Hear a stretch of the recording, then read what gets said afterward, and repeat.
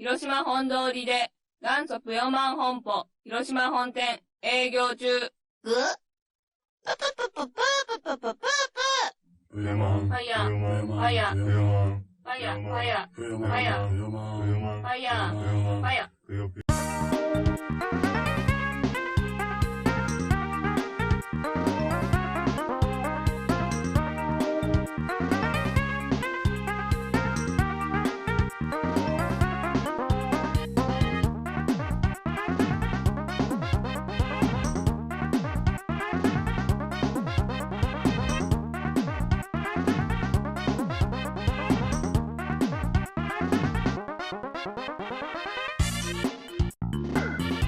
When it comes to representing a variety of genres within the roster of Smash Bros., puzzle games may seem like a conundrum at first glance, because the two games that likely come to mind for American players are Tetris, which for all intents and purposes lacks a viable fighter candidate, and Dr. Mario, who's already in the game, but is just Mario. Some may think of Panel de Pon, but Lip's main weapon is already a mainstay on the list of items, and she feels underwhelming in terms of her legacy and impact. But with a more accurate worldwide frame of reference, the series that immediately sticks out as the shoe-in is Puyo Puyo.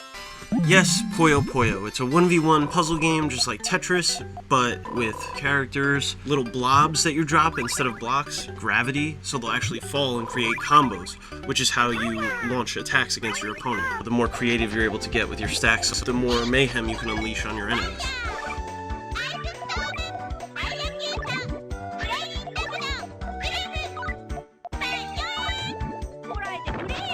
Puyo Puyo likely be represented by Arle Nadja and her sidekick slash pet slash referee Carbuncle. Arle is a young mage in training who accidentally gets a perfect score on her wizardry exam by guessing all of the answers. Because of her perfect score, she's like immediately sent to the Dark Tower to battle evil monsters like a real fantasy hero would. Luckily for her, the monsters in her world are just as goofy and unprofessional as she is.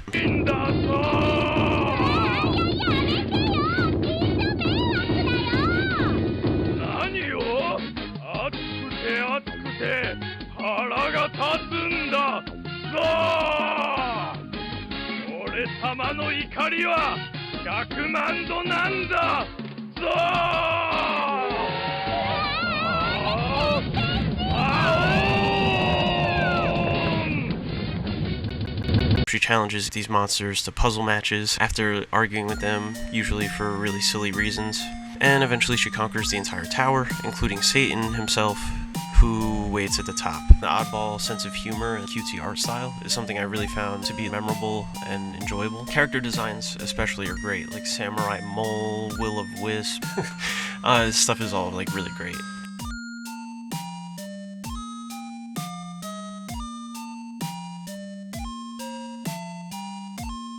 And the whole aesthetic fits right at home with Nintendo as well. The games go all the way back to 1991. Developed by Compile. These games are really popular. It's Sega's second most profitable franchise after Sonic. Most of the games have never come to the West, so that's why we don't really know about it, but bear with me. Let's go all the way back to the very beginning. Puyo Puyo is actually a spin-off. There was originally a series called Madu Monogatari, which translates to Sorcery Saga from what I can tell. Those games actually used the same characters, storyline, etc. as Puyo Puyo, but instead it was a quirky dungeon crawling game that almost kind of had Earthbound or Undertale vibes, where there were very like unique twists. There are no numeric stats. Everything is represented by like facial expressions apparently and different, I don't know. It was weird. The important thing is, in Madu Monogatari, one of the generic enemies, much like slimes from Dragon Quest, were Poyos, which are these little blobs. The story of Puyo Puyo is that the characters of the Madu Monogatari universe have now learned a spell that allows them to pop 4 same-colored Poyos as long as they're touching. Go figure. And the rest is history. For Japanese gamers, Puyo Puyo is something that you could play and enjoy on a Nintendo console all throughout the ages. And there are a ton of these games. They are on everything. You may know Puyo Puyo extremely well and not even know it. If you're a fan of Kirby's Avalanche or Dr. Robotnik's Mean Bean Machine, you're a fan of Puyo Puyo. Those are both just reskins of Puyo Puyo. If you're a fan of Timon and Pumbaa's Bug Drop, you're a fan of Puyo Puyo. But seriously, this game has just like so much shared DNA with Nintendo, or at least things that Nintendo players already care about. It's kind of insane. The latest crossover the series had was with Tetris, which you can play on Switch, Puyo Puyo Tetris. If any of this seems interesting to you, I would recommend that you start by playing Puyo Puyo 2, which is actually available on the Super Nintendo Online service on the Switch. It's in Japanese, but you only need to choose like a few options on the menus, and you'll be set. But I do also find it interesting that they didn't just add Kirby's Avalanche to the service for American players instead. So who knows, maybe Nintendo is actively trying to expose more people to Puyo Puyo, which could help in terms of Smash viability. But, you know, it's a puzzle character, so I guess you guys are probably curious like what her actual moves would be. So let me show you what I've been thinking of right now. The main idea behind Arle's moveset is I wanted to capture the same flow of when you're playing Puyo Puyo, and you basically store up power to drop more powerful attacks. So your standard B is to pop Puyos and build up power, which will power up your other special attacks. So your side B will be this magic pop, like kind of when you send over an attack at an enemy, and these little firework bursts. So it's like a general like multi-spell to represent, you know, her as a magician. But yeah, down B is your Puyo dump, and that'll dump whatever currently charged up Puyo energy you have. So yeah, like Ice Storm will drop a couple garbage Puyos instead of your double Puyo, and then when it's fully charged, you'll get those like fiery rock Puyos. The up B are these things, which when you lose a match of Puyo, normally these Puyo spirits will come up and save you. Here's some taunts. Oh no! Oh no! You got me! You got me!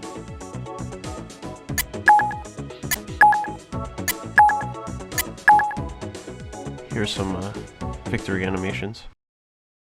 This game's winner is... Ouch, that hurt! Yeah, it's super cute. This game's winner is... Full power! Standard attacks. Standard attacks. Standard attacks. Standard attacks. Standard attacks. Standard attacks. Standard attacks. Standard attacks. Standard attacks. Standard attacks. Standard attacks.